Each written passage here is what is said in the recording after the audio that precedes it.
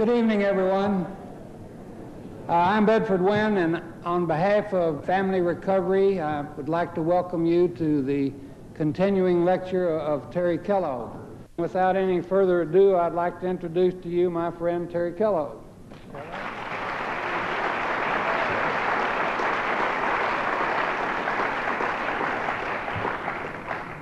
Thank you. I dressed up again.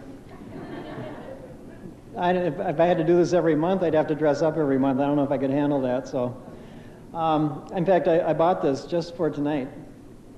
It was crazy days in Excelsior, you know, and I got it on sale, of course. The weird thing is it fits. You know, I mean, almost everything else that I buy on sale doesn't fit, which means almost everything I own doesn't fit. You know, I always say I'd rather buy 3 pair of pants that don't fit than 1 pair that does for the same price, because I got 3. You know, can't wear them, but I've got them. Little adult-child issue in that, I think. Actually, it's good to be here. I was starting to feel like a native Texan coming down here so much, but once your temperature topped 100 degrees, I didn't feel very native anymore. I was out of my element. It's been hot in Minnesota, but it doesn't get like this. Actually, I'm also really surprised to see as large a group here tonight when I realized what topic I had given for tonight and we had decided on, responses to violence. I figured that anybody that would come to a lecture entitled Responses to Violence had to have been abused at some time in their life. At least, or wanting to get. I want to thank Ellen Terry and the Awareness Hour for bringing me down here these last 3 times, and also Family Recovery for co-sponsoring and being gracious, and Bedford and Charlie. And Charlie and I, in fact, I just came from a workshop that we're putting on, and we call it the Co-dependency Workshop, and there are some flyers out there. In other areas, we also call it the New Life Family Workshop, and it's a 4.5-day, rather intensive process to help deal with a lot of the things that I've been talking about in my lecture series. And so if you're interested in that, you can pick up a brochure or talk to any one of us about it. I think that we live in a violent society. You know, I've spoken about violence quite a bit. I guess statistically, it looks like from 30 to 45% of Americans get sexually abused before they get through their adolescence.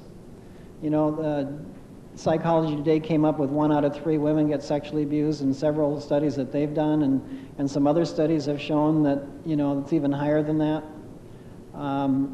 And I think that, in fact, Richard Gellis, in his report on violence in America that preceded the book Behind Closed Doors, he talked about how in the last year, every other household in the United States had experienced some violence in the past 12 months, every other one, half.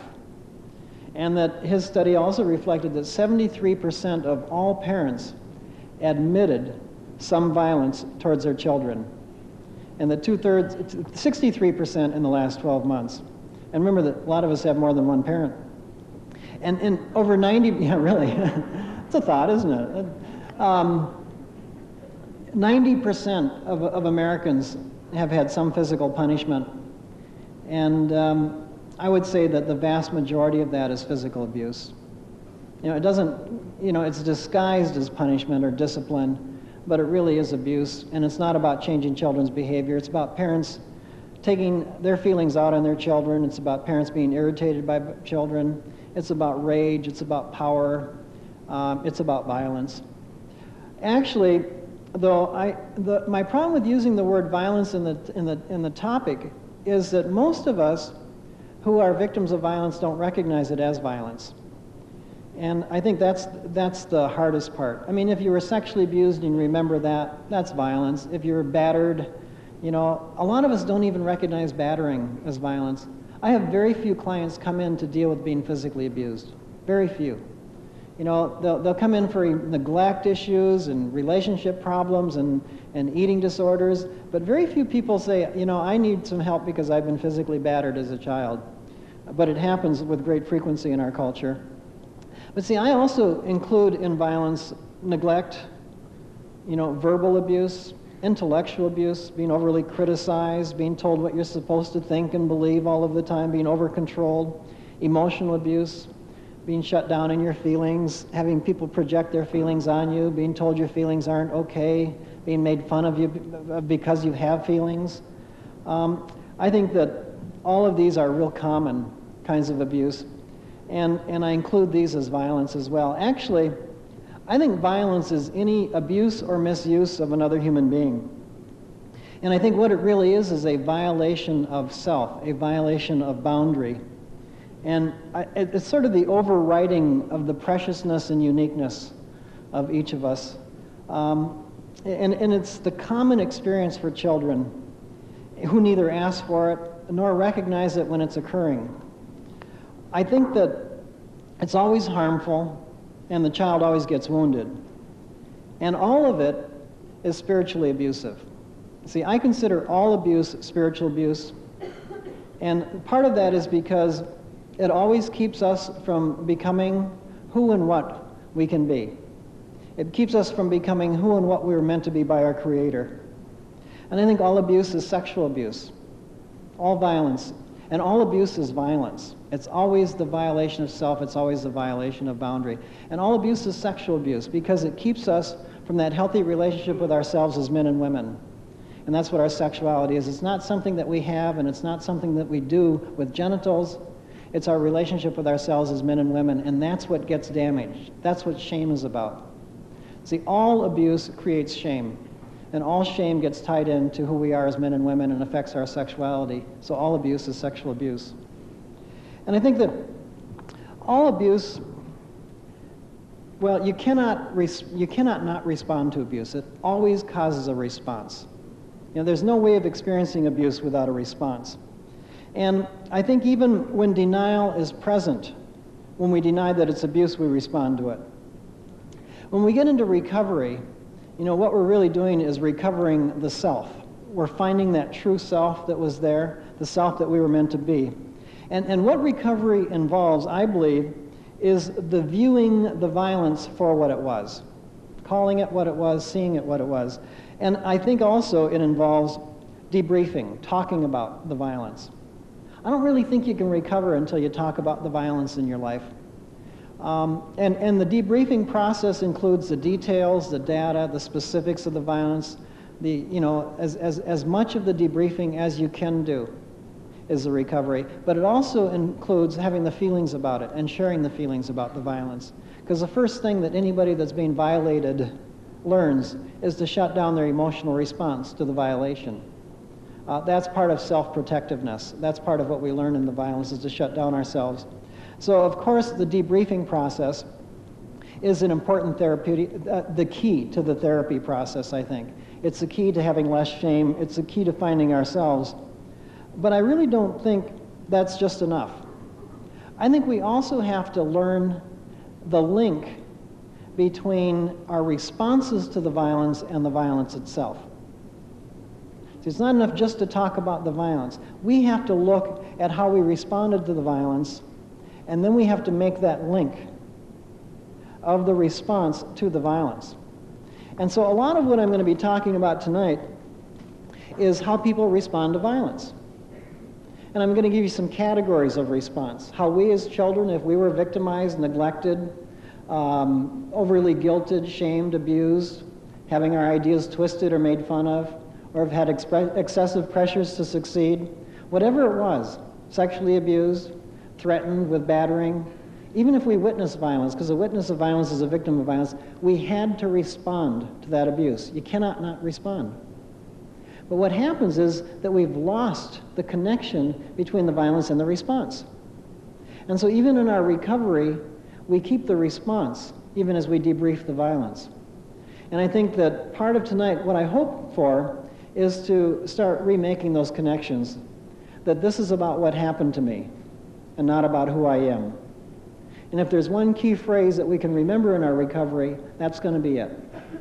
That what I'm doing in my self-destructiveness, in my compulsive addictive behaviors, in my feeling crazy, in my standing here at this refrigerator eating this banana cream pie one fork at a time over a 2-hour period, is about having been abused, not about the fact that I'm crazy about banana cream pie.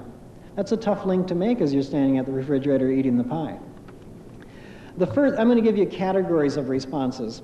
And one of the things I want to say about the categories, even before I get into them, is that a lot of us will emphasize one category to the exclusion of the others, and some of us will have responded in several categories, and maybe even all of the categories I give. And the categories I'm going to talk about are acting out responses, physical responses, relationship responses, emotional responses, dissociative responses, and sleeping disorders, as well as post-traumatic stress disorders. Now, those are all responses to violence. And the first one, the acting out, is very simple. Victims of violence act out more. You know, kids who are being abused will get into the acting out.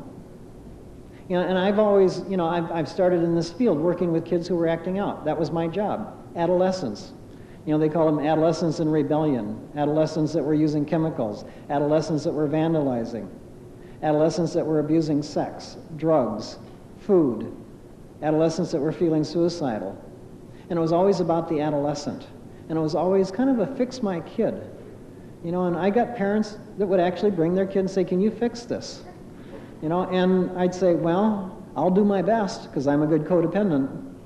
You know, that was my response to my violence, is to try and fix everybody else in the world. You know, and what I finally decided was that I couldn't really fix kids. I could help them see what happened to them, but if anything needed to be fixed, it needed to be fixed how they were being dealt with in their own families. And the violence had to stop so the kid could start getting healthy. Acting out responses, you know, we act out with food. You know, we eat our pain, we eat our anger, we eat our fear. We learn to eat to protect ourselves from the violence. Actually, sometimes the violence is lessened because of the power that we get from the size that we get from food, at least the belief that it'll help us. Sometimes the violence might be lessened because if we're being sexually abused or voyeured at, we can start to feel uglier. We can start to insulate our sexuality. It doesn't really work, but we can believe it works. Sometimes it's just a question of filling the emptiness and filling the pain with food. But what I've found is that most eating disordered people have had experienced some violence. And one of the most common violence in eating disordered people is neglect and enmeshment, where they weren't allowed to be themselves, weren't allowed to depend on others, and got enmeshed in other people's realities. Victims of violence act out more with sex. I've done a lot of work over the last 10 years with sexual addiction. And what I found out is that most sex addicts began their addiction in childhood. Not even adolescence, but in childhood. They began acting out sexually. And most of them had been sexually abused. All of them had been neglected. And most of them came from families where there was other sexual abuse or sexual acting out or sexual addiction going on. That was their response to the violence. And they responded in kind. I think drug use, if you're being victimized, makes sense. Makes sense to get high. Makes sense to use drugs. And you know, you can teach a kid that it's going to be destructive, but if a kid is being violated in some way, they're already being destroyed. So what difference does it make to them if they're doing it themselves or someone else is doing it? In fact, it's kind of nice to get control of it and do it yourself. So drugs will do it. And I don't think teaching kids the harm of drug abuse or drug use is going to make a difference. I think what's going to make a difference is teaching kids that they have an inherent preciousness that no one had the right to violate. Teaching kids to become whole again. Lying, suicide, stealing, underachieving, even learning disabilities. The correlation between learning disabilities and violence is extremely high. Withdrawal, running away, vandalism, obsessive-compulsive cleaning disorders, rituals, excess rituals where the person becomes rigid, dysfunctional, you know, losing the spontaneity of life, and self-neglect. Now, some of us recognize those things in our childhood. Some of us recognize those things in our adulthood, too. You see, the problem is that it's not just during the violence that we respond to the violence. The response continues long after the violence has stopped. The acting out becomes habituated. It becomes addiction sometimes. And so the acting out continues in our life, and we lose the link between the acting out and the violence. And I think in our recovery, we've got to reform that link. And we've got to look at even our addictions, not just as about the addiction, but also about the feelings, about neglect and abuse, and the violation of boundary and the violation of self. Now, I think that acting out serves a purpose, and I think it also gets attention, and sometimes it's a continuation of the negative attention that the person is getting anyway. But I also think that a lot of people survive through their acting out. You know, a lot of us find food that gives us solace. Sex gives us a sense of warmth or protection or safety. Lying gives us a sense of protection. I think sometimes for some kids, even the suicide it's not certainly survival, but it's a form of ending the pain. It's a way of stopping the pain. Although what I've noticed with suicide as a form of acting out is that most suicide comes in families where there's already suicidality in the family system. Like very seldom if I worked with an adolescent or a child who felt or acted out suicidally in any way, that they didn't have some parent, maybe sometimes both parents, who have a death wish that they weren't dealing with. So I think a lot of times the kind of acting out behavior is also a learned behavior. It's definitely a response to the violence. But we learn how to respond by what we see and what we feel going on around us. And if you live with parents who are kind of depressed and feel things are hopeless, and sometimes consider ending their own life, you learn that as a style of responding. I also think that sometimes the violence is a double bind, where no matter what you do, you're going to get in trouble. You're damned if you do and damned if you don't. And sometimes the response to the double binds is to sabotage. Chew fingernails, wet the bed, and underachieve, the kinds of things that parents can't control. And in childhood, I know in my own childhood, I did a lot of sabotaging, a lot of things that my parents just could not control, no matter what they did to me or around me or about me. And so I really believe that the acting out responses sometimes are out of the double binds, but I consider double binds another form of violence. The violation of the right to have choices and the violation of the right to be self. Physical illness. All addictions are an acting out. And that's why when I talk about addiction, I always talk about how the primary contributing factors to addiction are abuse, neglect, abandonment, and enmeshment. Sometimes that's not very popular because people don't like to look at what sets up addiction. But I'm not saying what kind of an addict we'll become if we're being abused. What I'm saying is that we are set up to be an addict because we have to act the feelings out some way that we can't express because of the abuse, the violence, the neglect, or the enmeshment. Now remember that enmeshment is even more covert and sometimes harder to deal with than the other kinds of violence, but it's violence nonetheless. If our life purpose is to become the person that we were meant to be by our Creator, then anything that keeps us from becoming us is a violation of self. And I think the guilting process that enmeshes us into having to be something for someone else, or the setup that causes us to have to be what they are or who they are instead of ourselves, is also violence. And that's enmeshment. And you can't get enmeshed and you can't get abused without having feelings about it. And so what do you do with those feelings? Well, we take them to our room and we act them out. We act them out with sex. We act them out with excitement, with vandalism. We act them out with anxiety and fears and phobias. We act them out with running away. We act them out with eating disorders. We act them out with drugs and alcohol. Now, I think we have a biochemical propensity, some of us, towards certain addictions, that will affect the way that we act those out. But I don't think it's a biochemical propensity that sets us up to be an addict. I think that's the loss of self. That's the loss of our right to have feelings. That's the loss of our right to express those feelings about what's happening to us. That's about the abuse. The physical responses to violence include physical illness. See, the child who's being abused that escapes to their room, that child may not eat, may not sexualize, may not vandalize, may not develop an addiction to intensity. What they may do is get sick. They'll somatize. It's like instead of acting it out, we act it in, and our bodies get ill. And one of the things I noticed very early on when I started working with kids who were severely abused was they missed a lot of sessions, and they missed a lot of school because they were sick a lot. In fact, what I found was that kids that were being abused often had stomach aches and pain, and they used to catch everything that was going around. And I figured, well, what's this mean? In fact, it's really starting to make more sense now in the past year or so with the talk about AIDS. Because one of the things that we're learning about AIDS now is, and we're becoming more aware of, is that the immune system is really a boundary. And that violence is really a boundary violation. And my suspicion is that when people are violated, it doesn't just affect that boundary that says, like, to be sexually violated is violating a sexual boundary. I also think it affects our immune system, that boundary as well. And so the possibility of catching every disease that's going around, every bacteria, virus, or whatever it is, I think is escalated when a person is already being boundary violated. And I've especially seen it with incest victims. Incest victims are real vulnerable to infections and to diseases in their childhood. And I think sometimes the kind of illnesses that we get may even relate to the kind of abuse that we're receiving. And sometimes there seems to be a disconnection.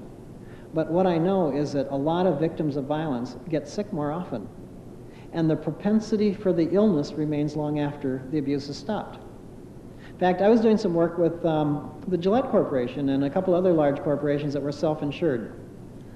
I was working with a doctor who was reviewing, the claims benefits, and he was trying to find out where the money was going, which made sense. And what he found out was in each corporation there were a handful of people that used way excess proportion of the claims benefits. And in one corporation specifically, there were 4 people, and one had like $100 and some thousand worth of benefits over the last 11-year period. Another one in about 8 years had something like $78,000. Another one like 50, and another one, close to that. And then there were a bunch that had been through chemical dependency treatment, so theirs were between like 8 and 15,000, and then it dropped way off, to like 1,100 and 700 and here and there. And so I looked at the profiles of the 4. And I guessed that 3 of them, by their profile, had been severely abused. It looked like 2 had been incested, and 1 looked like a battered child, who was now an adult. And we got to work with 3 of them, not one of them that I thought was sexually abused, but of the 3 that we did work with, it still ended up that 2 were sexually abused as children, severely, and that the one that was a battered child was battered. And especially the 2 that were sexually abused had tremendous amounts, they had the general kinds of, upper respiratory infections especially. Because if you look at what it is to be sexually abused, the shock and the betrayal, and the fear level, and it's going to affect upper respiratory. Also, they had a lot of genital problems, plumbing problems, rashes, allergies, the list was endless about the physical consequences of what I see being the abuse. Now, I don't know, I know the recommendation was made for therapy and for work continuing for each of those to do the mental health work that's needed. I don't know if that's had an impact on their physical health, if they've done it or not, but I would guess that it would if they did. In fact, I have a very good friend who moved to Phoenix to start an HMO, and his concept of this HMO was interesting. He was going to offer unlimited mental health benefits. In fact, he had me come down and train his staff to do our workshops, our 4.5-day New Life workshops or codependency workshops, and he wanted everybody that signed up for his program to go through that workshop, thinking that that would reduce the physical health, medical benefits. Now that's the opposite of most HMO thinking, which is the first thing they do is seem to slash his mental health benefits, at least a lot of them that I've been associated with. And my suspicion is that it isn't going to work. That it's not going to work because the immediate mental health problems he's going to find are going to be so enormous, they're going to bankrupt him before he ever gets past the first couple of years. But if he makes it past the first 5 to 10 years, I think that it'll work. I really believe, well, in fact, don't doctors now say that, 60 to 80% of all disease is stress-related? That what we're dying of in our country are diseases of lifestyle, that we're killing ourselves? And what is stress? But how we deal with our feelings. And who's going to have more stress than a person who's been victimized and continues in that role and doesn't deal with it? They're going to have stress in everything that they do, because everything they do, they're going to be wary, hypervigilant, they're going to be overly cautious, they're going to try to do a perfect job, or they're going to always beat themselves up as to not doing it good enough, or they're going to set themselves up to continue to be victimized elsewhere, and everything that they do in relationships they get in will be a new source of stress. So I really believe that if we've got a pattern of illness in our life, sometimes having a cold is just having a cold. But if you have a pattern of illness in your life, I think it's time to try to relate that to what happened, to the violence, to the neglect, to the kind of system that we came from, to the way that we were raised. I also think that if you get sick, there's a benefit to it. And the benefit is that you get to hurt. Sickness hurts, right? There's pain. You see, but you really get to have the hurt. You get to have the pain when you're sick. If you're a victim of violence, that hurts too, doesn't it? There's pain there. But a victim of violence doesn't get to have their pain. They don't get to have their hurt. So getting sick makes sense. There's also the possibility that while you're sick, the violence will stop. You get more attention. You know, although I think that that payoff is pretty much minimized and that we learn that really doesn't work. I can't tell you how many clients I've had who have spent much of their childhood in illness. And, you know, I've noticed something else, though. I've noticed that a lot of people don't get sick, but they believe they're sick. You can somatize, but I would guess you could also psychosomatize.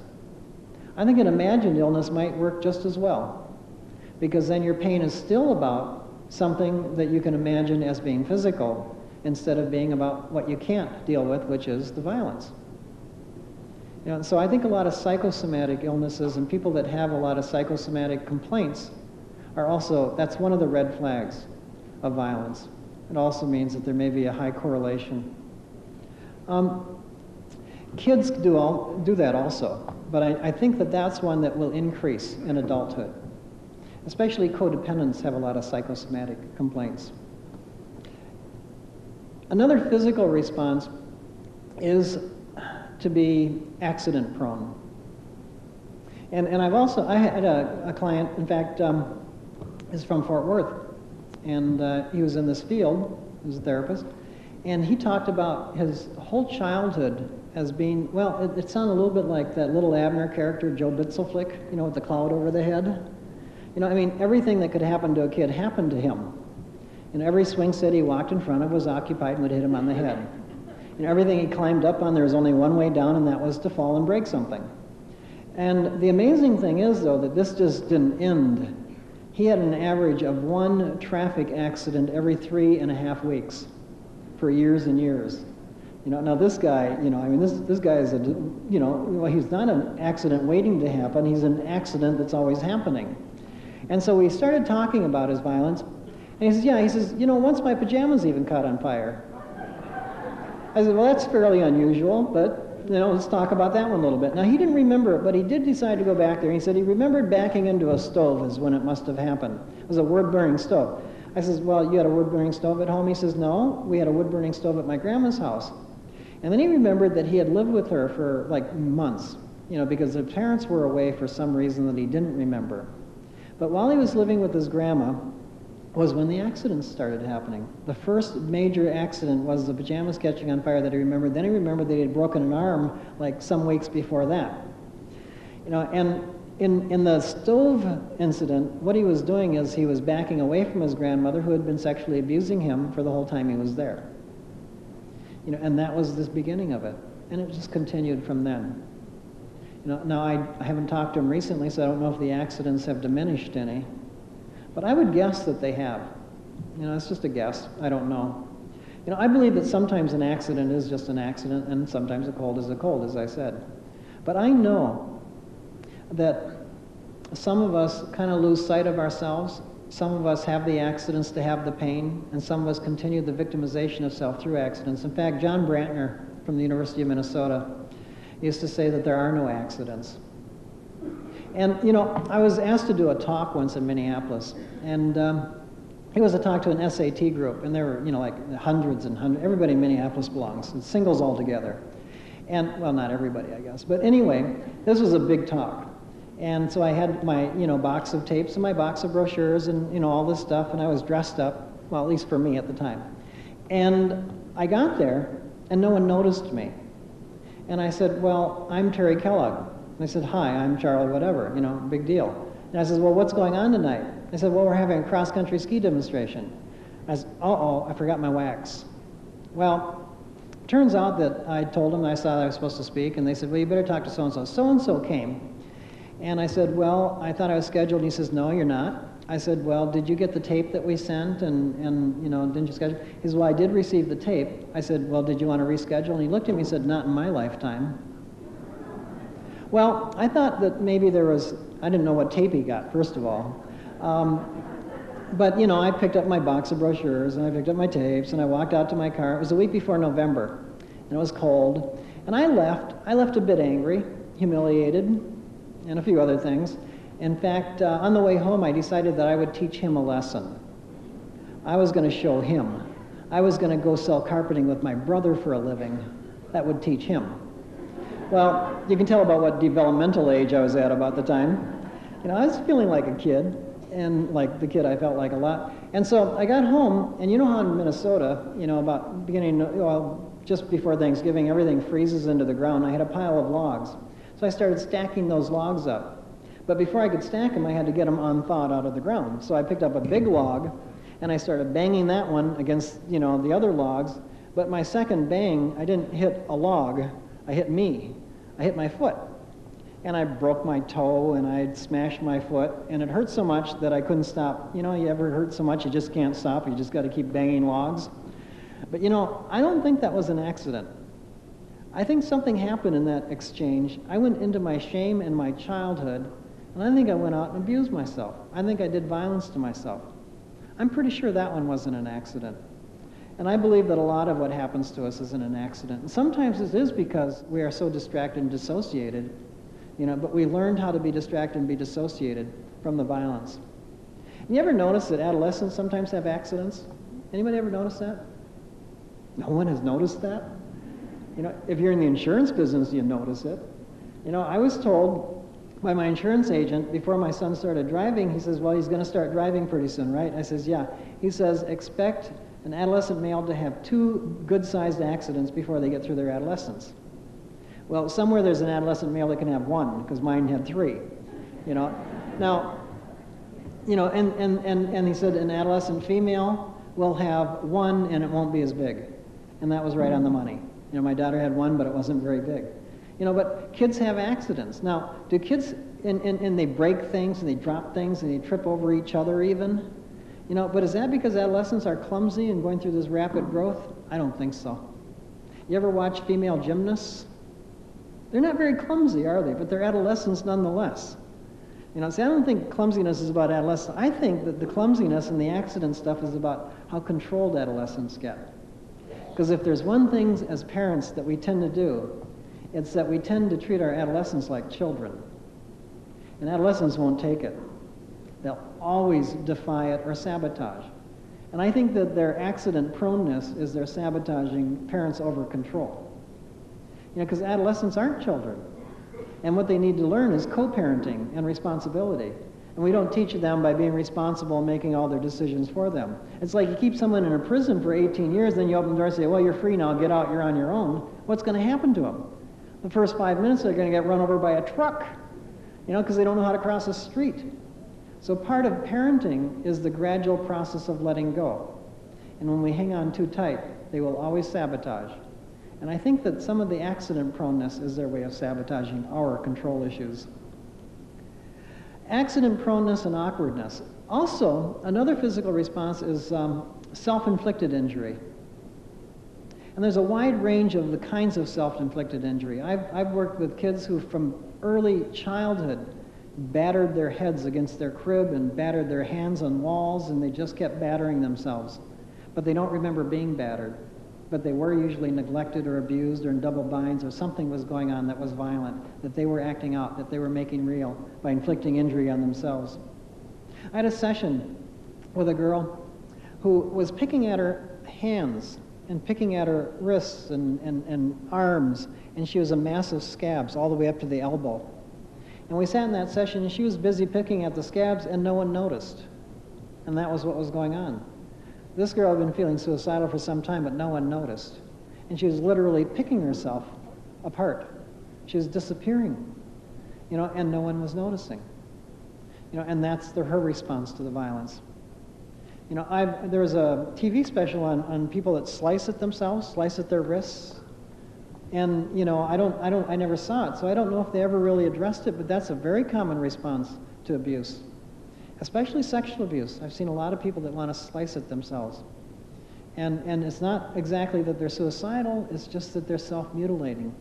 I've worked with people that sexually self-mutilate, that when they're angry, they punch themselves. In fact, a lot of times, we'll lock in on the violence, especially the earlier incidents of the violence.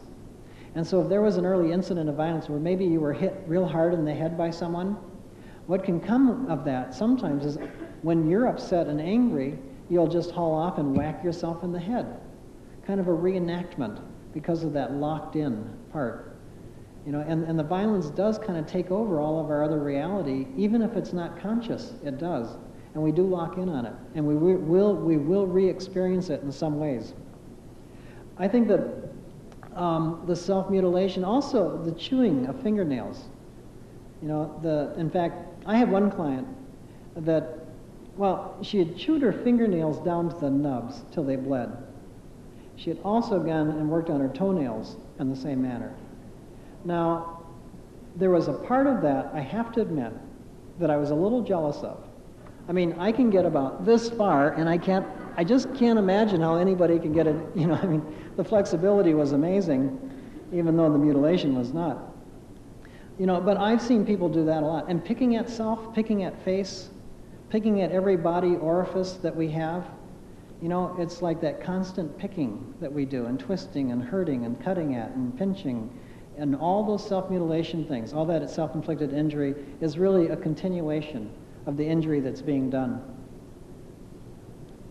I also think that sometimes even our bodies respond like muscle tremor, tics, large muscle flinching, and large muscle tremor. And I even think that can vary according to what kind of violence it is. What I've noticed is that people who have been sexually abused or sexualized in some way very often have more small muscle tremor. And part of that is you can't be noticed. So whatever you have to do is small, because the primary defense that a sexual abuse victim has is to not be noticed. I call it inconspicuousness as an art form. And they learn to be inconspicuous. So, but the little eye muscle, little tremor, or little, tiny muscles will start to tremble. Physical abuse victim, getting more in that large muscle flinching and large muscle tremor. But I've also noticed that that's a physical response to violence. I also see facial expressions and how people kind of carry themselves, and how the expression that people have in their eyes. Sometimes that people carry a shocked, betrayed, wide-eyed look in their eyes because of having been abused, or a wariness, in our eyes that, kind of always glancing and looking around, and that hypervigilance but wariness that kind of combines. I also think that a lot of us have an energy loss, that we just don't feel physically energetic, and that sometimes we'll vary that with hyperactivity, although a lot of that is also part of post-traumatic stress disorder. See, we've done a lot of writing and talking about the Vietnam War, and we're all looking at catastrophes and disasters and kidnappings as traumas, and that what we've noticed is that victims of trauma have post-traumatic stress disorders. But what very little has been written about is the fact that growing up in a dysfunctional family, in an alcoholic family, in a violent family, in a neglectful family is a trauma. And it's a trauma that can sometimes beat 10 months of war, or it can beat 8 days in a kidnapping, or it can beat being in a flood. But no one's talking about it. And see, I think a lot of children of dysfunctional families and violence have post-traumatic stress disorders. And one of the post-traumatic stress disorder symptoms is to have like real low energy and then swing into hyper energy, hyperactivity. Another one is to have very little memory loss, amnesia, and then go into hyperamnesia and flooding of memory. Another post-traumatic stress disorder is to have an inability to believe in the meaningfulness of life, and a loss of the ability to believe that one has control over one's own destiny, and a lot of psychic numbing, You know, the inability to feel, the feeling numb that goes with PTSD. Cramps, I've also noticed. I've had a lot of clients that were, especially in their adolescence, they start getting cramps. And I really believe that that's a lot of the double binds and violence as well. General body shame. We don't like our bodies. We don't feel good about our bodies. We hide our bodies. We abuse our bodies. You know, we continue the shame. The next category are relationship responses I want to talk about. And see, I think to be a victim of violence always affects our relationship. You know, obviously, one of the first things I think we learn is codependency.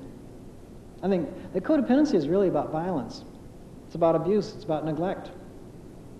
See, it's the loss of, codependency isn't a problem with relationship with other people. Codependency is the loss of relationship with self. It's not having boundaries and not having a sense of self. And that's what the victim of violence learns. Codependency is the overreaction to what's outside of self. And any time someone abuses you, you are forced to react to them and overreact to them. They control your life. They control how you feel. They control, you know, your body. They control yourself. And when they take that control and they abuse it, you know, we have lost that control. And in some ways, some of that loss can be permanent. I think there is recovery from codependency. But I think that there's always the scar tissue, there's always the wounds. I don't think that that all heals. You know, and maybe it's just as well that it doesn't, because then we don't forget. You know, and I think it's important not to forget. I think it's important to forgive but not forget. I think it's important not to have the feelings control our lives, but I think it's important to have the feelings about the abuse be a part of our lives. I think that's all that's going to change violence. See, what maintains violence in the United States, and we have a violent society, not just family violence, but see, family violence breeds city violence, street violence, war violence. It breeds all TV violence, breeds all kinds of violence. And we have a violent culture. And I think that it's our denial of our own violence in our own lives that maintains that violent system. Each one of us is responsible for maintaining violence because we haven't recognized it where it exists in our own families and our own lives. And that perpetuates the system. And we do have, I think, not just a violent system, but we have an offender protective system. We tend to protect the offender system because we protect parents who are offenders or have done offender behavior, and we incarcerate other offenders where we teach them to be better offenders. Relationship issues include the codependency, that other people have power over us, and that all we can do is control and manipulate and react. The victim, the martyr, the people-pleasing posture that we learn so that we don't get hurt anymore. That the power is outside of us and not inside. One of the most important things, I think, in our therapy that we can learn is that the power is inside.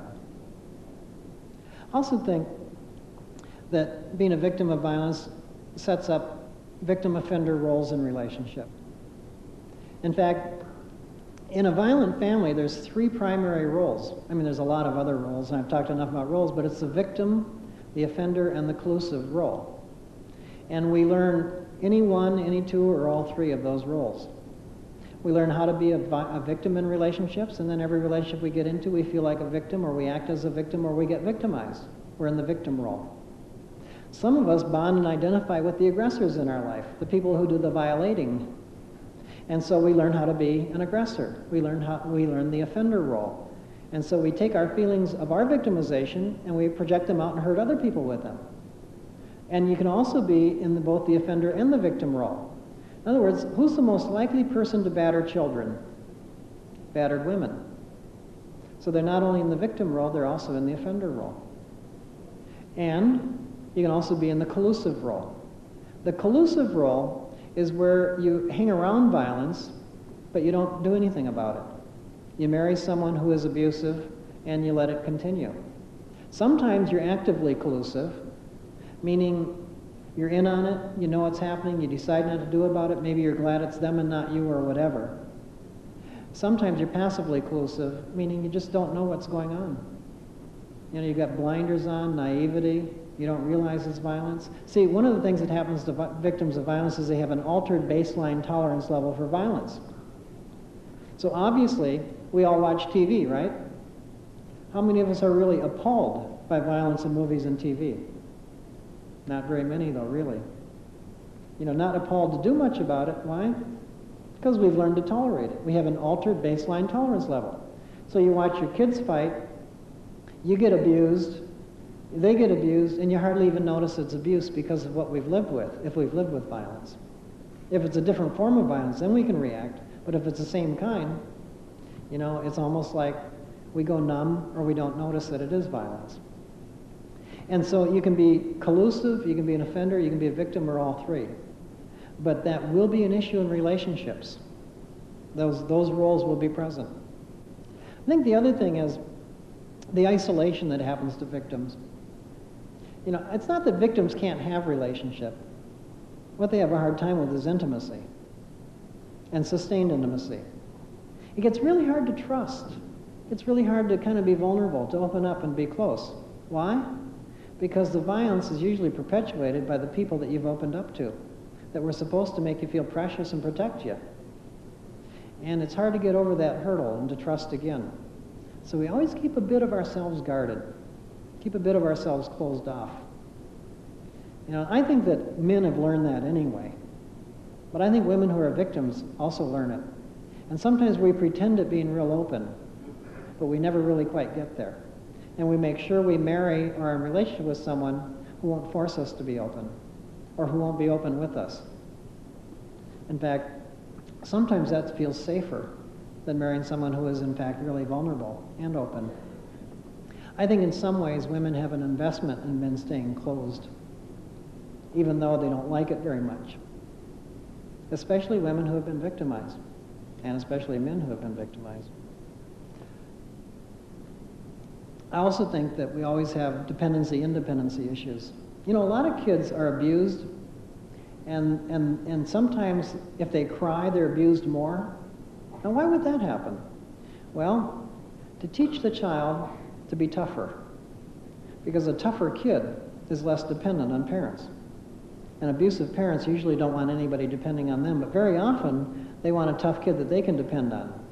So the kid is not only getting abused, not only can't be dependent, but now they've got to be grateful to their parents for toughening them up so that the parents can depend on them.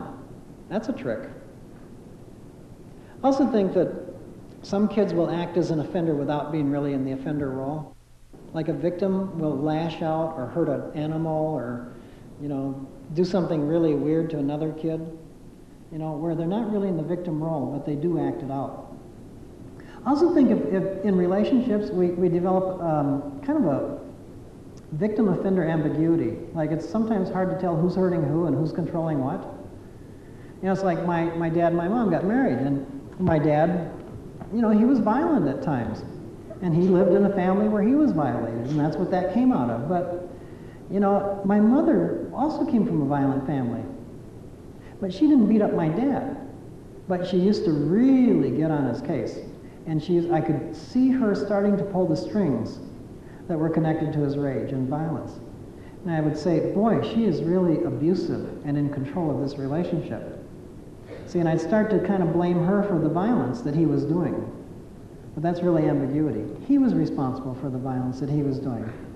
And if she was doing violence, she's responsible for it. We're all responsible for whatever violence we do, no matter what happens around us and to us. But it's hard. It gets confusing, especially if you live with a parent who's real passive-aggressive. You know, kind of shut down and punishing when they're angry. You know, that covert violence, that stuff that I've talked about before that, you know, in fact, one of the best examples of that is in The Prince of Tides, the book by Pat Conroy, where he talks about, you know, he decided not to be like his father, who was violent. And he says, and so I was never violent, but he says, I became just like my father. My violence was subterranean, covert. He could do with a word or with a glance what his father would do with the physical violence. And I think sometimes we learn that kind of violence, or that passive aggressiveness where we shut down and withdraw kind of violence. You know, and it looks so different, but it really is the same. As a matter of fact, you know, I'll share again one of my theorems, which is that 180 degrees from sick is sick. It's on the same line. Well, the codependency, I think, has been probably one of the more recent things that a lot of us are starting to look at. And I really think that codependency recovery is the healing of self for the victim of violence. It's that first relationship, I want to emphasize. The first relationship that breaks is the relationship with self, and that's the first relationship that's got to be healed. A lot of people are trying to deal with their codependency by fixing their relationships or leaving their relationships, and it doesn't work. You deal with your codependency by the healing of self, by learning what we need, by learning what we think, by learning and developing a set of beliefs, by developing a sense of privacy of self, by developing boundaries, the ability to set limits, by starting to like ourselves, making decisions about ourselves and our bodies that are positive, and taking care of ourselves. You know, and that's the part that's most difficult that I've seen for victims of violence, the extreme codependency. Now, obviously, if they become offenders, like my dad became an offender, so no one noticed his codependency, but his codependency was horrible when he wasn't feeling rageful or drunk or violent. But he was always trying to fix everything and could only react to what other people wanted or needed, and he could never take care of himself. And so I think that it's sort of like he had that codependence victim swing to the offender, but that swing kept people from noticing or ever dealing with his codependency. Even in treatment, they didn't deal with that. Never talked about it. They talked about his rage, and they talked about his alcohol use, but never his codependency. I would guess his codependency was learned long before any of the other things was learned. Well, we also said that we're going to have a break. And since this topic is such a light one, yeah, really, let's take a 10-minute break and come back, and then I'll do the emotional responses and the dissociative responses, and we'll also have some time for question and answers. And yeah, it is a heavy topic, I know that. Okay? Let's take 10. Also, one more thing. Oh, well, thank you.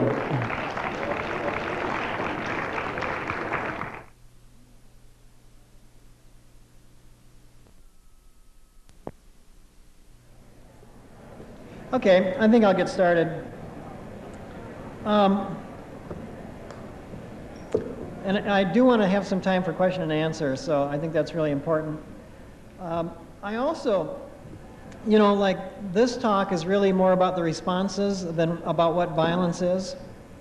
And it's really more about awareness of what those responses are than an opportunity to deal with them.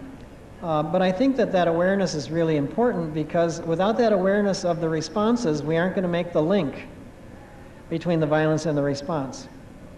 And the key phrase, and I'll say it over and over again, is that my hope, when you hear this, if you identify with any one of the things that I say or several of them, that you keep in mind that all of these things I'm talking about are not about who we are. They are about what happened to us. And that's one of the most important things we can learn in our recovery. It's not about who we are, it's about what happened to us. So I always thought I was flawed. You know, all of my decisions about myself were based on what I saw myself doing self-destructively. You know, and I was acting out, and I was hurting people I liked, and I was passive-aggressive, and I was depressed, you know, and I was out of control, you know, and I really thought there was something wrong with me. And the most important thing that I ever learned was that there wasn't anything wrong with me. I had just been responding to what happened to me. And I was responding pretty normally in some abnormal ways, but the responses were normal. Emotional responses. See, what I'm really talking about a lot is I'm talking about shame. You know, that I felt like I was broken, I was flawed, that there was something wrong with me. And that is the shame. And I think that's probably the immediate response of any victim, is that we internalize it. We don't make it about the other person or persons. We make it about ourselves. This is happening to me because there's something wrong with me, because I'm different. You know, I'm being abused because I did something, because I'm flawed. And then after the abuse, we feel even more flawed. In sexual abuse, it's called the damaged goods syndrome. I don't think that's the only kind of abuse that produces that syndrome. But there's like a way that we feel broken that can't be repaired, and it feels hopeless. And we feel dirty in a way that we can't clean.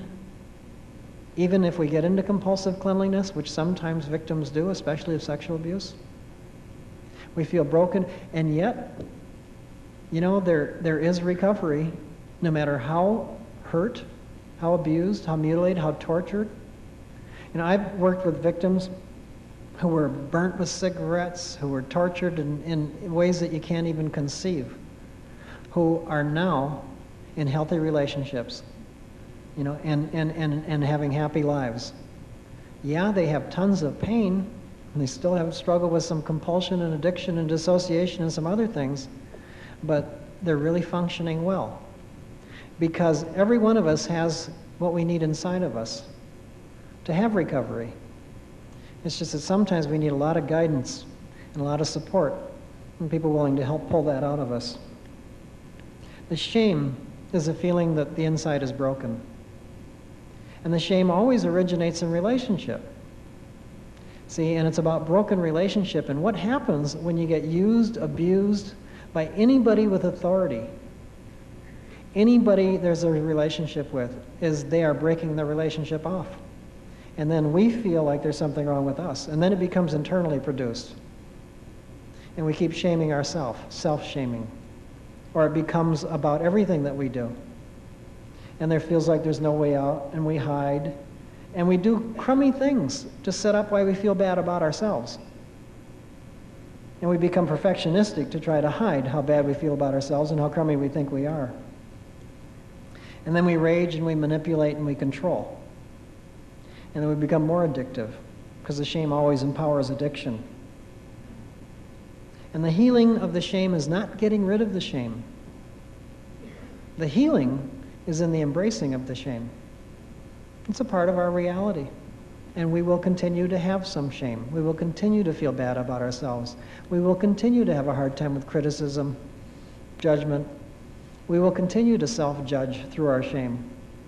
But it doesn't have to control our life, and it gets lessened. But shame is part of our reality we got to learn to live with.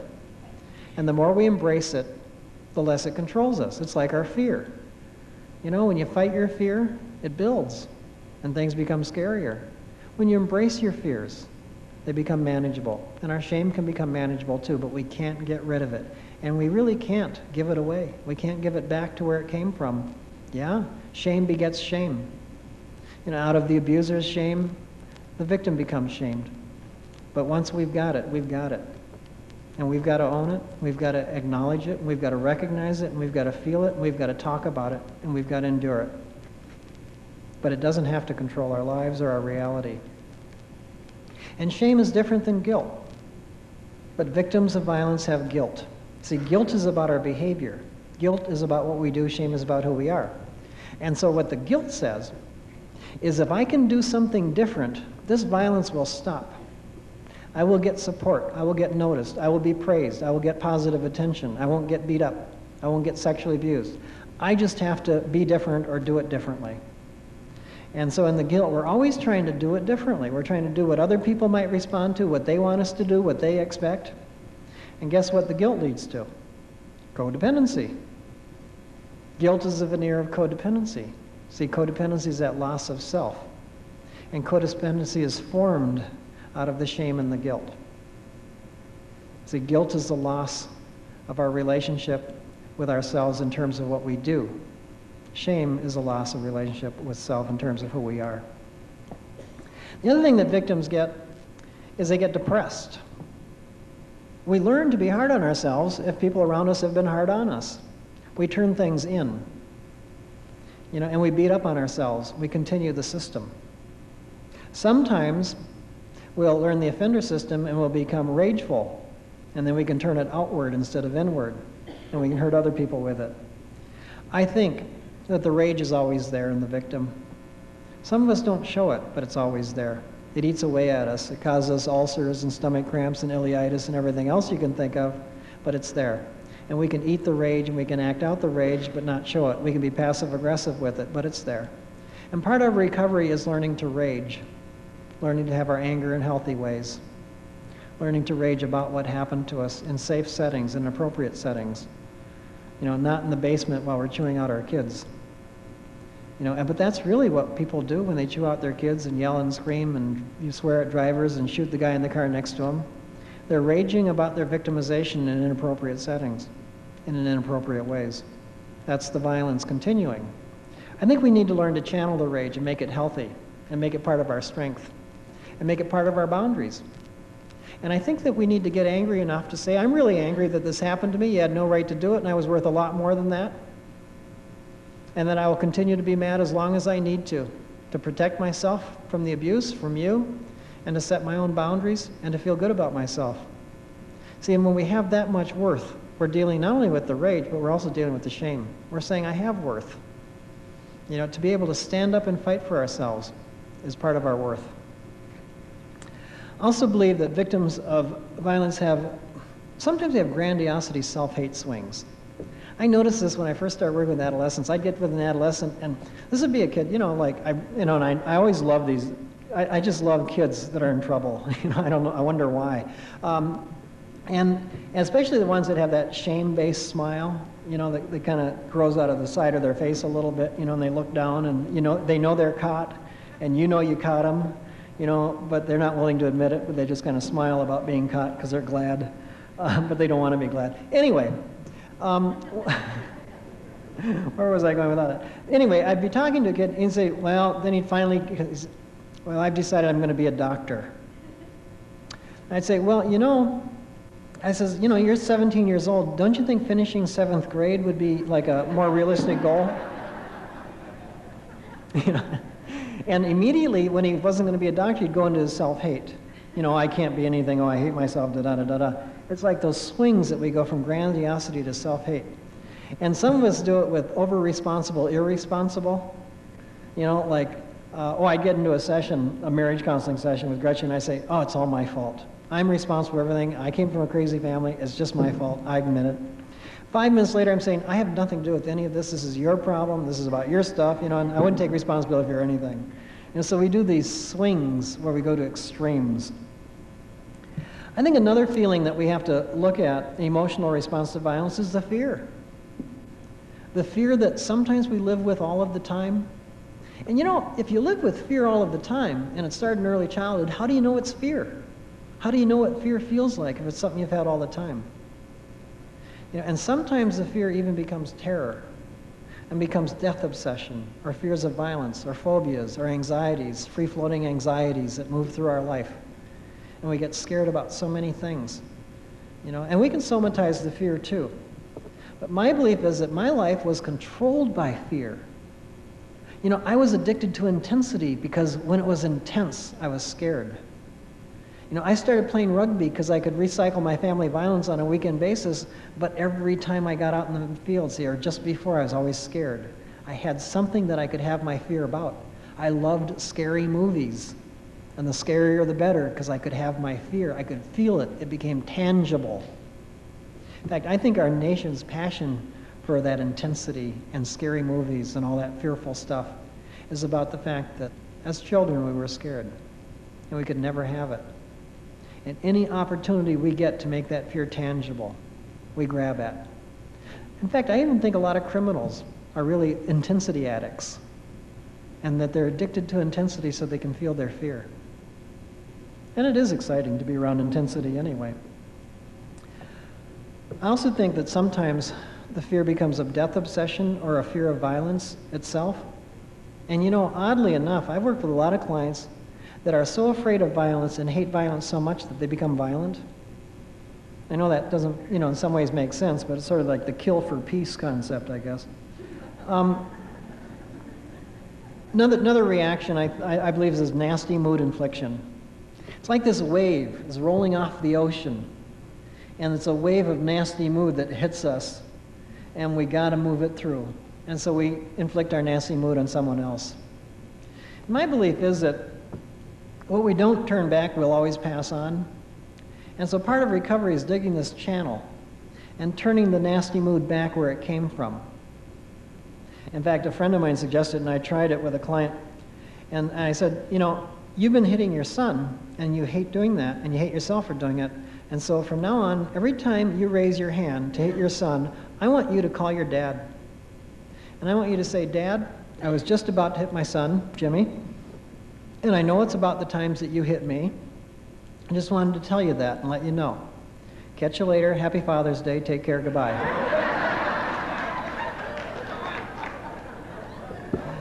Now, just the thought of making that phone call is enough to keep anybody from ever raising the hand again. But that's the concept, somehow imaging, writing, calling, talking, turning it back to where it came from so that we don't pass it on. Because one thing we found out is that all of this stuff is intergenerational. What we deny, what we repress, what we don't deal with, we pass on. On the upside, recovery is intergenerational too. See, when we start to pass back, when we start to kind of hold our power like ourselves, recover, get support, we pass that on too. And that affects those people that follow us as well.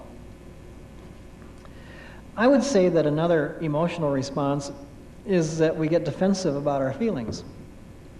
In fact, I was once told that I was addicted to defensiveness, and I said, I am not.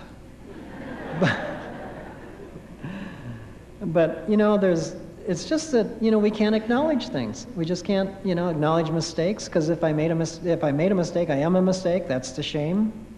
I couldn't acknowledge being afraid because I really didn't think I was afraid, and I wouldn't acknowledge being angry because I hated anger because it always made me mad. And so I was defensive about all my feelings. So I just kind of shut down my feelings. I didn't even notice them. And I think that defensiveness was a real hard struggle for having intimacy. It's really hard to be defensive and intimate at the same time. Also, victims of violence sometimes have a hard time crying, especially sexual abuse victims, because there's a vulnerability and there's a being noticed in that.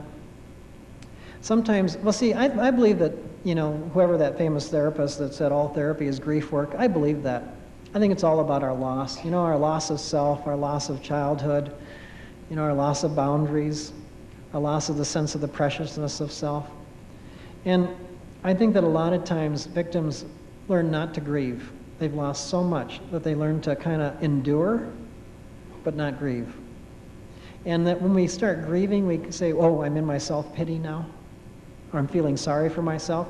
Change one letter in feeling sorry for self, and what do you get? You get feeling sorrow for self. Not a bad deal at all. I think it starts with us feeling sorrow for ourselves.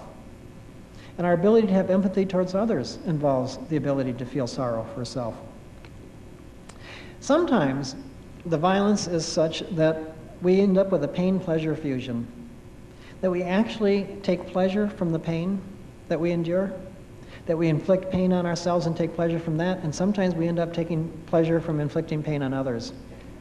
Sometimes that's kids that were beaten and eroticized. Sometimes that's kids that were sexually abused in violent ways. Sometimes that's from parents that got pleasure from their anger and their rage and their abuse. And sometimes it's from the fact that the rage that hurt us was a sexual rage, and that the parent was actually experiencing sexual pleasure from the rage, or it was a sexualized kind of rage. And I even think that some of the B and D and S and M kinds of sex, pain and pleasure fusion in sex, is an offshoot, is a response to that kind of violence. And I've had clients. In fact, I was in a treatment center, and there was a person that was in their 10th week of their 4-week program. And they couldn't get out. And I think their insurance company was having conniptions, but what was going on was she just couldn't get what was going on. And she'd been horribly abused, and she talked about it. She said, my dad used to beat me. He used to beat me in front of my friends. He used to beat me in the living room. He used to beat me with my mom standing there, and she didn't do anything. And I happened to be doing an in-service at the treatment center when she started talking about that. And I said, well, let's get into this a little bit more detail. Like, what did it look like? What did he use? Where was he? Who was he with? What room? What was the time of the day? Who was around? What were you dressed like? Da-da-da-da-da. Well, we got to that one question about what were you wearing? And she says, well, I would be wearing my after-school clothes or sometimes my pajamas when it started. I said, what do you mean when it started? Well, he used to beat me and then tear my clothes off. And I says, well, is that just physical abuse? And we started getting to more and more. And what happened is that Dad was a raging sex addict who was sexually abusing with the physical violence. And so she was dealing on the wrong kind of abuse. She was dealing with physical abuse when she was really a sexual abuse victim.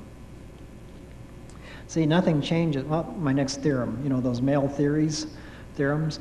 Nothing changes till it becomes real. You got to make it real to change it. Next category, dissociative responses. There's a lot of different kinds of dissociative responses, and some of this may sound clinical, but if you've been a victim, I'm going to guess that you're going to relate at least a little bit to one or more of these. The first one, feelings of unreality. That things around us just don't feel real sometimes. You know, we learn that during the violence. And remember, a witness to violence is a victim of violence, and I know when I watched the violence in my own family, it didn't feel real. It was like watching a movie. You know, I wasn't even kind of there. And sometimes after that, you know, I'd be around things and I'd say, pinch me, is this real? You know, I had that continuing sense of unreality in my life. And that was dissociation, and I didn't know it. I just thought I was a little weird sometimes. Another one is lack of affect. That we don't and we can't feel our feelings.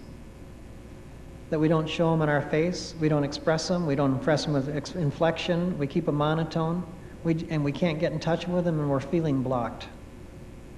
Now, that is the dissociative split from our own feelings. We have dissociated from our emotional reality, blocked it. Sometimes it happens because, well, our feelings are too big, and if we start to have them, we feel flooded by them. And so the reality then is, I think we've got to dip into our feelings and go slow. It's really important if you've been abused and you feel like you're feeling blocked, or you believe you're feeling blocked and your feelings are too big, that you go slow. And kind of take them an inch at a time. And a lot of times, what happened to us is too big, so of course our feelings about it can also be too big. Another dissociative response, something I've noticed in kids, and I don't know if anybody else is, I'm sure it comes under a different name elsewhere, but I call it parallel reality. That you don't remember exactly what happened, but you remember something different than what happened as a way of remembering what happened, or talking about what happened. Example was there, a kid in Minneapolis had been tortured with cigarettes. I mean, like just horribly abused, sexualized, you know, even forced to eat parents' feces, and got into court and testified that there was a man, a stranger, that held a knife to his throat and made him eat a dead animal. Now, that child was saying what his parents had done, but in a different reality. See, it wasn't a lie, and it wasn't even a distortion of the truth. It was the child's truth. It was a way that they could manage it. And, you know, kids do that anyway. They'll be mad about school and really angry about dad being home, you know, but it's like it's kind of a parallel reality that they make up to explain why or what happened to them. Of course, it means that the evidence is going to get thrown out of court usually, and that nothing will be done about what happened. And a lot of us don't remember things that happened in our early childhood the way they really happened, but remember a parallel reality. You know, and you can regress, and you can go back to childhood, and you can get a sense of what happened to you. But I don't think you can always believe exactly everything that you regress to. But if you regress to something that felt real hurt, you know, you can assume that you were really hurt then. Sometimes you can sort out what really happened too. And sometimes the regression is a very accurate portrayal, but not always. Actually, spontaneous regression is another dissociative response. You know, where all of a sudden we're back there being abused, where a child feels lost and alone and isolated and terrorized. You know, and that's a dissociative response where we go right back to where we had been. Another one is depersonalization, where we depersonalize self, and we also learn to depersonalize others. In fact, I think that the whole process of abuse is a depersonalization process, that the child is depersonalized, they're objectified. And that child continues to objectify themselves explains a lot of the self-mutilation and other responses to violence. But just the feeling that I'm not a real person or a whole person, or in fact, the minimum form is something I've noticed sometimes, is where you can't use a first-person singular. You go downtown, and then this happens to you, and then you do this, but you can never say I. The maximum form, in clinical, it's called fugue state. It's where you don't know who you are, and you don't remember how you got there in a setting. It's almost like a blackout, of the alcoholism blackout. The depersonalization keeps us from really kind of personalizing our relationship with ourselves and taking care of ourselves, but we don't just depersonalize self, we also depersonalize others. In fact, I remember the moment in my own therapy, my own recovery. I walked out of an office building after a session in downtown Minneapolis, and I'd been doing this for weeks, right? And I looked around, and I saw people.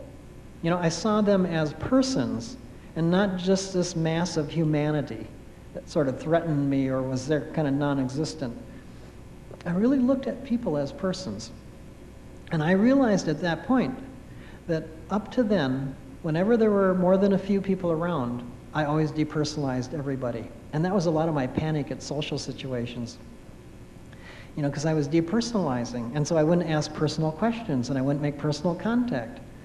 You know, I could survive, but I usually did that by, you know, hanging around the buffet table.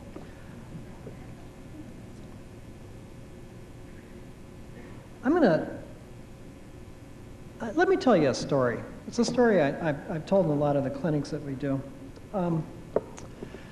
Let's say, I'm going to use an example of sexual abuse because it has such a profound immediate impact, but any abuse does. Emotional abuse is not more subtle, but sometimes it's less specific, so it's harder to tell stories about, you know. But let me give you an example of a sexual abuse incident. Let's say it's a child that's about 11 or 12 years old, and that's even a little old if it's female, and it's a female child. Girls get abused, you know, at the ages of 3, you know, very frequently, and then it drops off, and then a rise in incidence is 9 years old, and that's the average age of abuse is about 9.5 years old. So it's, you know, so let's say this is 11. Let's say this girl is 11 years old, she's in her room, and her dad's an alcoholic. And all of this stuff, even incest is a progressive disease too, a progressive dysfunction. But let's say that dad has been kind of sexualizing the relationship with his daughter, you know, and doing some fantasy, but hasn't acted out, but she's been kind of scared. But anyway, let's say dad is an alcoholic, and incidentally, about 50% of incest fathers in a couple studies have been shown to be alcoholics, so there's a real tight correlation. The boundarylessness and loss of value system that goes with alcoholism contributes a great deal to sexual abuse and incest. Okay, so dad comes home about 2 o'clock in the morning, and he's drunk. And he doesn't want to face the music in one room, so he goes upstairs and he can say to his night to a special little girl. Walks down the hallway, and a special little girl is in there, feeling kind of scared, because she hears a noise in the hallway, and she doesn't know what that's about. All of a sudden, he comes around the corner, opens her door, and she sees him, and he's got that funny look, and he's drunk, and she's really frightened at this point. So the first thing she does is he becomes a shadow, or a faceless figure, you know, or a form. Okay, and then he comes closer to her, and he sits on her bed, and she's still scared, and she's still kind of depersonalizing who he is. And he touches her, and she immediately leaves, okay? She's gone. She's a spider in a spider web across the room. She's behind the closet door. She's blocked out, blanked out, spaced out. She's flying or floating around the room or crawling under the bed. She's gone somewhere. That's dissociation. Okay, he leaves, and she comes back, and she has this horrible feeling of pain and doesn't know, you know, kind of even exactly if it was just real what happened, but she knows she hurts. And so she looks around at some way to maybe scratch herself. Maybe it's looking for something sharp that she can just scratch at herself with, and she finds a paper clip or a ballpoint pen or something. So she starts scratching at herself and digging a little deeper and deeper. But she doesn't want to kill herself exactly, she just hurts. And that's the way to distract and have the hurt. She also feels horribly empty. So she goes downstairs and literally empties the refrigerator and eats everything that she could eat. And then she goes back to bed, but she keeps hearing things, she can't sleep, and she wakes up an hour later with a startled response and thought she saw a dark shadowed figure, and she turns a light on, and she's sleeping in a certain way, and she's got the sleep problems. Okay, and that next morning she walks by her father, and he's really jovial and friendly and cheerful, but she has a feeling that she wants to throw up. She has a nausea, you know, and she starts to float again. She doesn't know, you know, she kind of knows what it's about, but doesn't exactly. But eventually it goes away. In fact, other than maybe she's gaining some weight, doing a little more compulsive eating, especially at night, and maybe for several nights after she has a startle response in the middle of the night, 2 a.m. to be exact, and maybe what she thinks are nightmares and a few other things, it kind of lessens because it doesn't happen again. Maybe, in fact, Dad got scared by that. Maybe he really doesn't fit the profile of an incest offender, but he's an addicted, alcoholic and sexually compulsive who acted out with his daughter, but, it scared him. And so, but he's also going to, through selective memory, probably deny the reality of what happened as well. Okay, now, a few years down the line, she's on her first date. All of a sudden, this guy does something to her, and it's like what Dad did. Touches her in that same way. And all of a sudden, she is just gone. She just left, floating, feeling dizzy, thinks she's a spider in a spider web again. And she freaks out. She wants to be taken home immediately. He doesn't know what's going on. They've been dating for a little while. She eats compulsively. She tries to slice at her wrists that night. She wakes up again with a spiral response, thinking someone's entering her room, and she feels absolutely bananas. Okay, well, that goes away too, gradually. Let's say now she gets married, but more and more she's having a hard time hanging around during sex, and she's starting to resent that it always feels like whenever this person's close, they want sex. She's getting angry about it. She's feeling used. She's feeling more dissociated. She's having hallucinations. She's having more nightmares. She's gaining more weight, but she survives it. And she just decides that maybe enjoying this and being resentful about this closeness always turning to sex, is a part of what she has to live with. So she has a child. Her child gets towards the age that she was abused. She starts obsessing the child. She becomes frantic about the child's safety. She's angry at her husband because she don't know why. She doesn't trust him with her child, and she starts to have her nightmares and her dissociative response, and the eating just goes completely out of whack. Now, is that a possibility that all that could happen with just one incident of abuse? Well, it's not only a possibility, and I don't tell this story, because it is anybody's story. I tell the story because it has some pieces of what I want to teach about. But what's happened in the past 12 months while I've been telling the story is so far I've had 6 people come in and say the story was between 90 and 99% accurate in terms of what happened to them. 6 people in 12 months have identified with every piece of that story. So yes, it can happen with one incident because of the severity of the shock and the betrayal, because our sexuality isn't something we have, it's who we are. And when that gets abused, and when that trust between a parent and a child, or an authority figure and a child, or an adult and a child is violated, when that trust is violated, the child responds. And the response can mess up their life. And that they learn either to block it out, blank it out, repress it, dissociate from it, or keep it as a secret. And either way, it controls their life. The secret itself about the abuse can control a person's life. See, let's say that she remembered it. And Dad says, if you tell anybody this, it'll kill your mother, and then leaves. From then on, her life is controlled, and her relationships are controlled by the fear that if she talks about what happened to her, it'll hurt someone else. If he says, if you tell anybody this, I'll beat you up, her life and her relationships are controlled by the fear if she talks about what's going on or gone on with her, she'll get abused, or she'll get murdered, or she'll get abandoned, or she'll be told that she's crazy.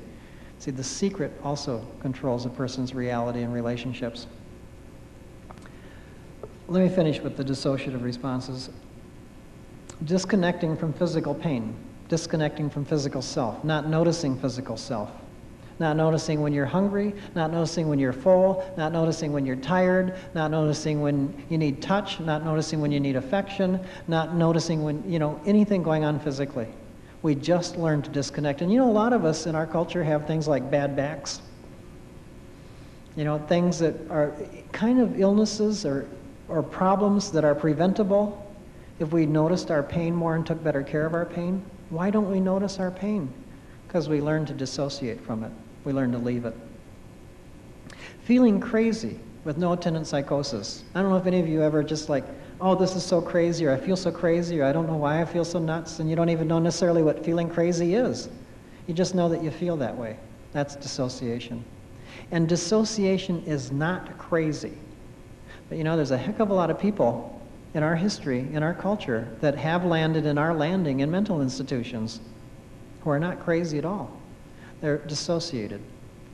It's just an elaborate defense mechanism that we create as a response to the violence to survive the violence.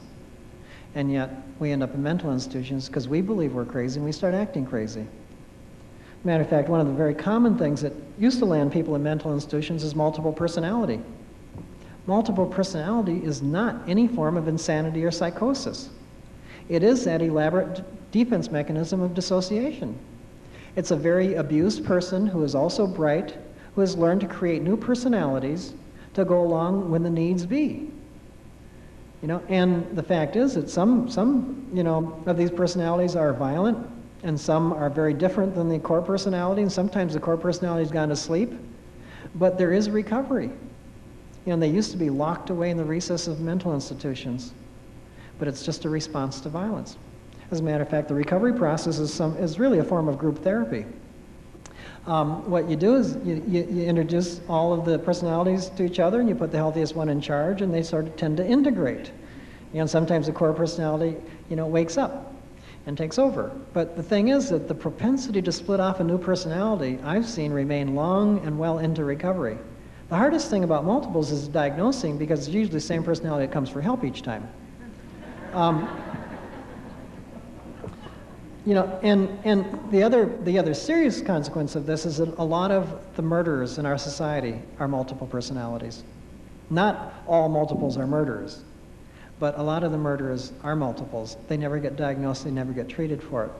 But a lot of times they don't even know that they've done it, because it's that split off personality. There's another kind of a split too, and it's a sociopathic split. Now, the sociopathic split is that a person is one way in most settings, but then there's this other setting where they're different, like they're just a different way. It's like there's two personalities in a way. And usually the other way that they are is mean, vindictive, angry, rageful, abusive. Now, I think that some of us have lived with this kind of a split personality. Some of us may be.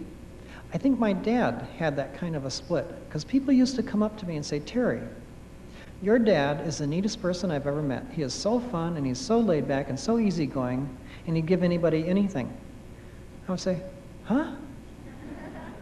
Like that wasn't my experience with my dad in the family, in the home. But people would come up, and I'd feel nuts. And then I heard this quotation. It's my favorite quotation in the whole world. It's Maori, New Zealand tribe. And it goes, "Never judge a man by how he behaves outside of his own hut." Isn't that great? You see, I'm sure a lot of you felt nuts growing up with that, and having people say how wonderful this person is that was so abusive, but that, see, is their dissociative response to the violence that happened to them. And if you look, my dad was abused in his family, and so where's he going to be the most abusive? In his present family. But everywhere else, he kind of turns on the charm. And then my reality gets kind of removed, and I feel nuts. Another one is hallucinations. And hallucinations, some of that is a regressive split. Sometimes it's the body memories of the violence. Sometimes it's a scene of the violence in our minds. Sometimes it's a belief that we are the spider web in the spider web. But it's those recurrent hallucinations, and they do come back. They're like LSD flashbacks, but they're really about the violence, and their message to us that we have to do more work on debriefing the violence. All of this dissociation is just a message. I think one I usually forget is memory loss. Now, I'm sure that I'm not the only person here that has survived violence in my family by forgetting about it. By forgetting childhood. Like, I don't remember my childhood. I was sure I couldn't do any therapy because I couldn't remember my childhood. And family of origins work. Hell, I didn't remember I had a family of origin. I didn't remember teachers, school, the community, the neighborhood, and I still don't remember anything. I don't know how I lecture. Because, I'll watch a video, and the next day I'll go rent that video so I can watch it that night. My family won't let me near a video store because I always rent one we've just seen, the most recent one, and I think I've seen it, I've never seen it before. In fact, this is a true story. We're sitting there. We're actually lying in bed. And I'm watching this video, and Gretchen says, "Oh, that's the book that you gave me to read last month." And I said, "What book?" She said, "Well, you read this book, and then you gave it to me when we were in the Bahamas last month, And he said, this is a really good book. This is the movie about it. This is 8 seconds into the movie. She knows this. And I look at her and I say, what Bahamas? I watched that whole movie just like it was brand new. You know, now that's the advantage about the memory loss, you know. But memory loss really is now I have a friend though who remembered everything that happened to her, and she made that decision, and she remembers everything. She's got a photographic memory, but she said that she decided she was going to survive by remembering everything. I did the opposite. I decided I was going to survive by forgetting it all. But you know, we always have what we need within.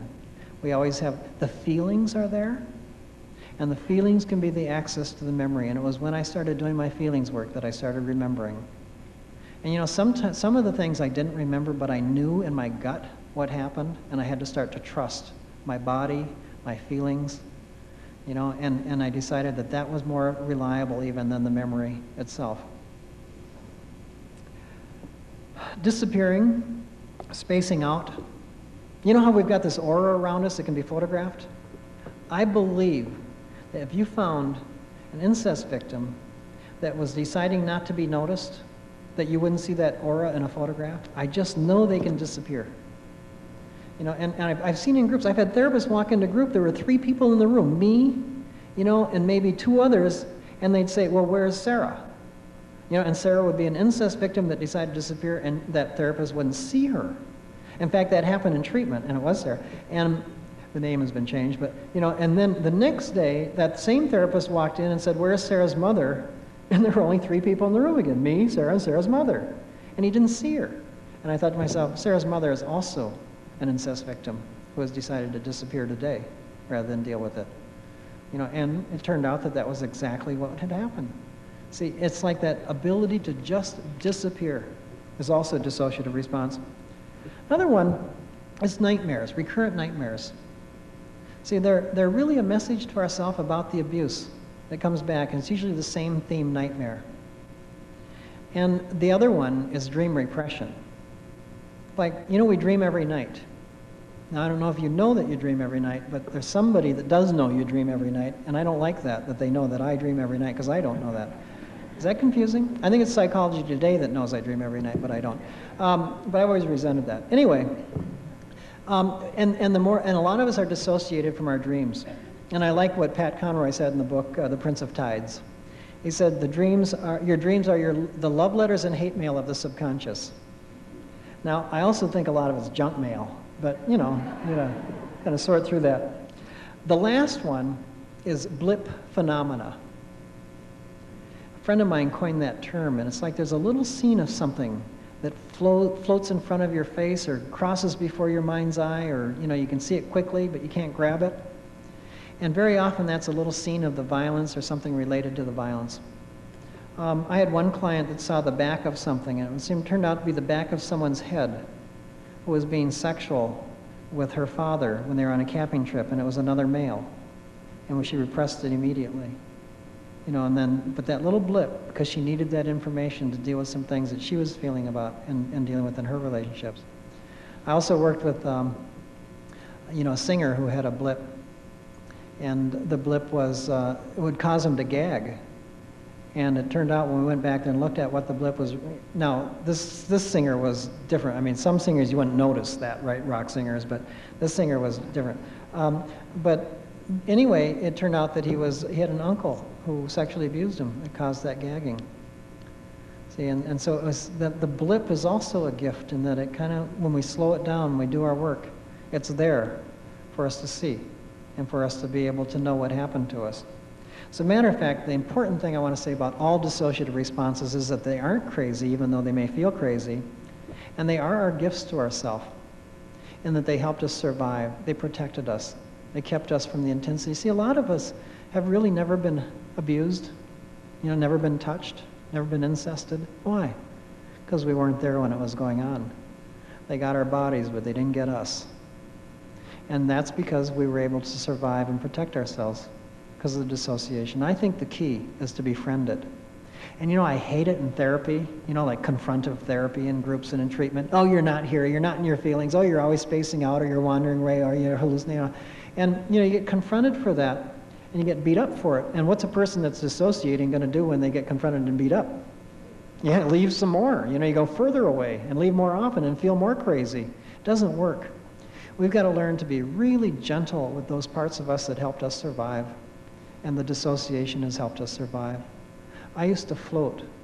When I was around the violence in my family, when my brother and my mother was getting beat up, when my dad was rageful, I was gone. I was floating. In fact, I know my neighborhood that I grew up in only from the top, because I could look down. I'd see the trees and the housetops, and I could see my living room from the ceiling. But I don't remember it from, you know, land view.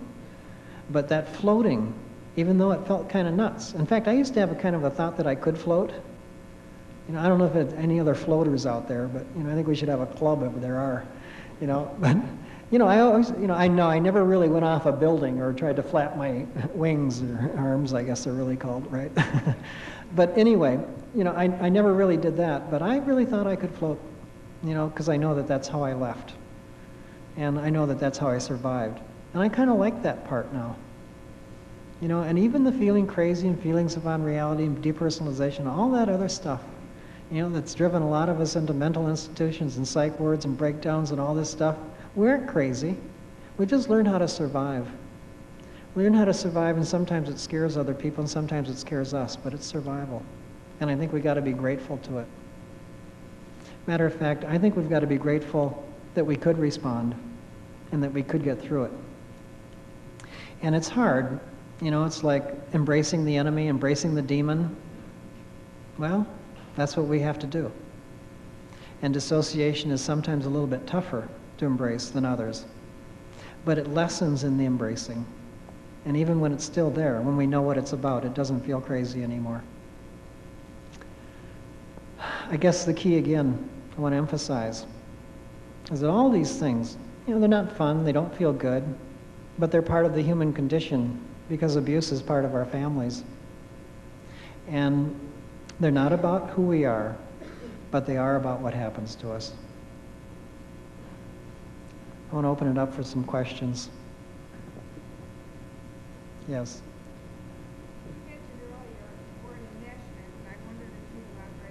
Yeah, the question is about enmeshment. See, if the purpose of our lives is to become the person that we were meant to be, we get thrown off that path when we get enmeshed in what someone else wants us to be, or when we become enmeshed in who they are, and we lose who we are. We can get enmeshed in the denial, we can get enmeshed in the modeled behavior, we can get enmeshed in the feelings that get projected on us, or that are denied around us. And there's a lot of ways of getting enmeshed, but it's really the loss of self. And we take on aspects of what other people wanted to do with their life, so we continue living their lives for them, or our lives for them, or we become like them, or we do what they want us to do instead of what we need to do to be ourselves. That's enmeshment. It's really the loss of self. And it's really what codependency is: intimacy. Okay? See, sex addicts mistake sex for intimacy, codependence mistake enmeshment for intimacy. Makes it hard to give up, though, when it's your intimacy substitute. Yes? You mentioned that someone had problems with the intimacy and allowing someone in, but they were able to find another relationship. What has to occur to allow people to allow other people in once they've been abused? The question is about the intimacy blocks that occur because of the abuse. Letting people into a relationship is really hard after you've been abused. And what has to occur before you can let people in is, first of all, we've got to let ourselves in. Okay, we've got to love ourselves and be really gentle with ourselves. The key is to go slow and be as gentle as you can be. You know, how many of you are hard on yourselves? How many really? Okay. I want you to know that that's not about you, that's about the abuse. That's about what happened to you. You learn that. And as you learn to be gentle with yourself and trust yourself, and to debrief the abuse and to see the system for what it was, and to give up that that system will change, then we can start trusting other systems and other people. But we got to get in with some people sometimes that have been through what we've been through first, okay? So those survivor groups, those 12-step programs, those codependency groups, you know, and then you kind of relate and trust and let someone in that's also been hurt, and, you know, you find out that they'll hurt you, right? So the next big hurdle is to find out that part of a relationship is getting hurt. and that you can work it out and talk about it. See, in the group, you got a way and resources to do that. Then you get a little bit more strength and a little bit more ego boundary and a little bit more sense of self, and then you can take a trust and a step with someone who hasn't been hurt. And pretty soon, we're starting to go around, we're trusting people all over the place. And eventually that will become intimacy if we allow a relationship to remain long enough to grow. Any other questions? Yes. Do you ever have any people that have problems that speak very highly of their family? Yes, regularly. The question is, do we have people that have problems speak highly of their family? I really love my family now. I love my dad and I love my mom. I'm still pissed off at them. But I get along with them. I can go out to Las Vegas now and spend 2 days without going crazy. 2.5 I'm crazy, but 2 I'm not. But it used to be 5 minutes and I was crazy. See, I think a lot of people speak highly of their parents because they're in denial about how they've been hurt. But I've seen a lot of people in recovery rebuild the relationship and not love their parents because their parents were the most wonderful parents in the world, but love their parents because their parents too have been hurt and because their parents too are struggling. And maybe they're not even in recovery, but just love them for the hurt and who they are and themselves as human beings, and see the preciousness of our parents, and the child that is our parents as well. That's the hardest thing to do, isn't it? It's easy to feel like a child around your parents. But see, all this recovery stuff, to me, is a forgiveness process. It opens up the possibility of intergenerational healing. And I see a lot of that take place. But we've got to be mad, and we've got to make it real first before we can get there. Yes? Do you think there is there situations where people are born into nurturing and loving families that are reality? Yes, some people are born into nurturing and loving families, and that is a reality. And sometimes we get hurt elsewhere. Usually, though, we've been set up for the hurt and the dysfunction in our lives in our dysfunctional families. And the norm is dysfunction in our culture, and that's painful to face. We can change it, and there is recovery. But the fact is that a lot of families are dysfunctional, and they just don't know how to do it and how to talk about it and how to feel it and how to affirm. And I think that parenting is simple now that my kids are almost gone. It's just a question of affirming the little buggers and letting them know their feelings are okay. You don't have to fix. You don't have to solve their problems. You don't have to be there all the time. You just got to affirm them and let them know their feelings are okay. And some people do that naturally. Although I tend to believe that the largest group of functional families are families in recovery. And I really believe that the 12-step program is the basis of recovery because, as I said before, all abuse is spiritual abuse. So I think all recovery has to be spiritual recovery. And it's that becoming the person I was intended to be by my Creator and having a healthy relationship with the Creator, creation, and the creative process that I am a part of. And that's recovery. And that I have found that in the 12-step program more than any place else. But I also know that I would not have survived without my therapy. I went through a process similar to our clinic. In fact, after I started the clinic, I went through the clinic, and I know that it made a difference because I had some issues that I was hiding, that I wasn't looking at, that were still affecting my life, some abuse issues that I was still responding to. I never wanted to acknowledge the neglect in my life. God, that was a key issue in my recovery, was to see that I've been neglecting myself for all of my life because I had spent most of my childhood being neglected. And I didn't want to see that. It was only when I got into one of our 4.5-day workshops, a program that I started, that I was so embarrassed to go through, that I got it. So, yes? Is there one form or several forms of abuse that contribute to eating disorders? More than one form of what? Is there only one form of abuse or several forms of abuse that contribute to eating disorders? All kinds of forms of abuse. Any kind of abuse can contribute to an eating disorder. What kind, all of them that you discussed? Yes. I've seen victims of sexual abuse very often have eating disorders. I think that bulimics, about 2/3 come from raging, violent, and alcoholic families. Anorectics very often come from workaholics, families where everything's supposed to look good and no feelings. Families that worry a lot, produce a lot of thin, fat stuff. Some families, food is love. Some families medicate feelings through food. Some families, use food as power And size is power, and Earth Mother concept. And you know, and men are powerful if they're big, and eating means you like someone, and you eat out of guilt, and there's all kinds of things that contribute to eating disorders. It's one of the most common eating disorders. I think that food is one of the most common addictions that we have. That and codependency, probably. Yes? Obsessive compulsive cleanliness. I find that a lot of people feel damaged and dirty inside and that they want to try and clean, and they get carried away with the ritual of cleanliness. For a lot of people, it's the fear of disaster. See, a lot of the abuse sets up a lot of fears. And the fears become images in one's head that one gets out of control with. So we get into a lot of rituals to try and control the image. The image is the obsessiveness. The compulsiveness is the ritual. And hand washing and cleaning rituals are a big part of obsessive compulsiveness.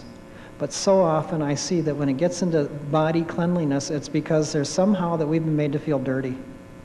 You know, that we can't quite wash off or clean off. And that's very often tied to sexual abuse. Because the sexual abuse victim does feel dirty. Well, yeah, it can be similar, but the need for everything to be tacked down, screwed down, and tightened down, you know, and in the same place all of the time.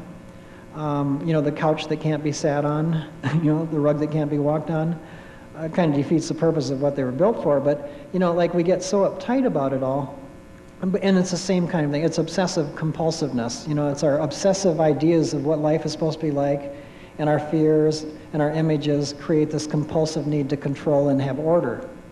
You know, and I believe, though, that a different kind of system would be more likely to reduce the hand-washing rituals than the orderly rituals, but it's very similar. It's still the obsessive-compulsive stuff. I think that the different kind of system would breed, and sometimes a different kind of abuse. I see the need for order and that kind of obsessive-compulsive come out of families where there's more phobias and also the obsessive-compulsiveness. I see the hand-washing rituals come more out of like the sexual abusive families or really boundaryless systems. More often. You know, it's just tendencies. It can come from anything. One more question, and that's right back straight ahead. Yes? Thank you.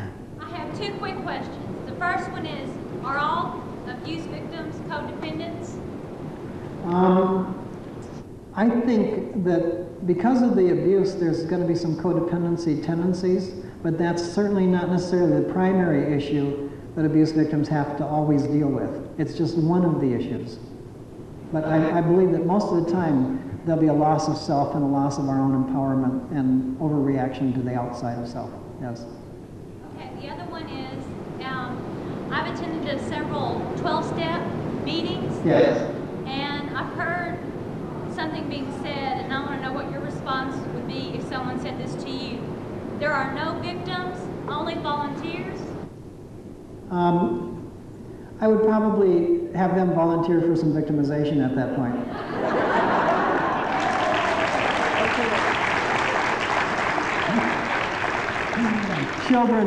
Children don't have a choice. And children that don't have a choice, as adults, don't have a choice. We've never learned choice. Every adult can learn to make choice, but we need lots of support. And I want to thank you tonight for the support you've given me.